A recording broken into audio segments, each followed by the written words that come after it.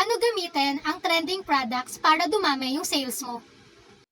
Isa sa pinakamabilis na paraan para dumami yung sales mo ay yung magpo-promote ka ng mga trending products. Dahil marami ng taong naghahanap nito at interesado dito, kaya posibleng mas lumaki yung sales mo. Step number 1, hanapin ang trending product. Buksan mo nga lang yung Shopee app mo, tapos hanapin mo yung flash sale, daily discover, tapos mga trending products.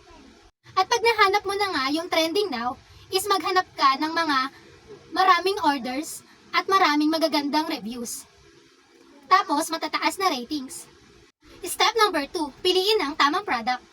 Huwag basta piliin ang pinakamurang product. Mas magandang piliin mo yung may mga 4.8 stars, maraming reviews at maraming mga sold na item. At higit sa lahat, yung may mataas na commission. Step number 3, gumawa ng short videos.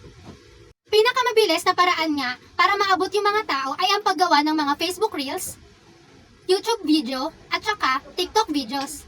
So ipapakita nyo nga sa videos kung paano nyo ginagamit yung product at kung paano siya gamitin para maengganyo yung taong bibili. Step number 4, gumamit ng malakas na hook. Sa unang 3 seconds nga ng video mo, dapat makuha mo yung attentions ng viewers mo or buyers mo. For example, hindi ko akalain na ganito kaganda yung product na to. Or, kung naghahanap ka ng budget-friendly na kagamit, try mo to. Step number 5, maglagay ka ng call to action. Ano nga ba yung call to action? Ito yung nilalagay mo sa pinakadulo ng videos mo para hikayatin yung buyers mo or manonood ng videos mo para bumili sila. Like merong mga discount, mga ganon. Bonus tip, sa mga Shopee affiliate nga, hindi lang sapat na nag-upload ka lang ng video. Dapat merong kapaki-pakinabang yung video na ina-upload mo. At dapat engaging na content na nagtutulak sa manonood na bumili sa affiliate link mo or pag-tap sa product mo. I hope na natulungan kita para dumami yung sales mo.